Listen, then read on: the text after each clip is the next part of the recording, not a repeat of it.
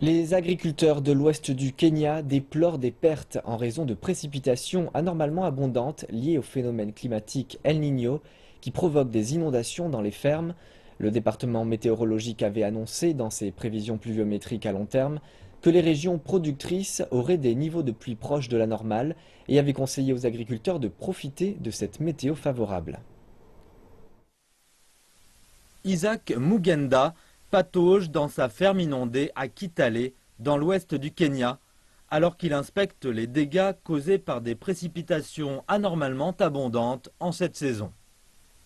Kitale est situé dans le comté de Trans-Nzoia, dans la vallée du Rift. Quand de fortes pluies sont tombées en mai, de nombreuses fermes de la région ont été totalement submergées. Sur l'ensemble de mes 3 acres de terre, il n'y a rien à récolter. Je n'ai pas de nourriture à vendre pour payer les frais de scolarité de mon enfant. Nous sommes tous deux inquiets. Toute la literie et les ustensiles ont été emportés par les eaux. La saison des pluies de mars à mai est essentielle pour les régions productrices de denrées alimentaires de l'ouest, de Nyanza, du centre et de la vallée du Rift. Les fortes pluies ont provoqué des glissements de terrain, inondé des routes et même causé des décès dans certaines parties du pays ces derniers mois. Les agriculteurs s'attendaient à des niveaux de pluie proches de la normale, mais des niveaux plus élevés ont été enregistrés, ce qui a fait sortir la rivière Zabouani de son lit, la principale rivière du comté.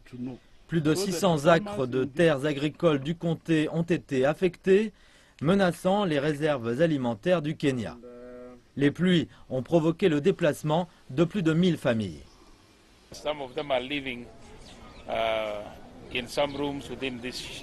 Certains d'entre eux vivent dans des chambres dans ce centre commercial et je suis venu pour évaluer la façon dont ils vivent.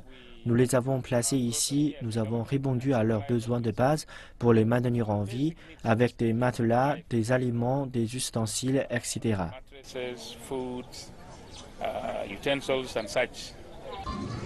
Kitale est une ville agricole et le grenier à céréales du pays. C'est ici que de nombreux agriculteurs font pousser les cultures de base du pays, le maïs surtout. La population à croissance rapide du pays dépend en grande partie d'une agriculture basée sur les pluies pour se nourrir, même si la configuration des précipitations évolue déjà en raison du changement climatique.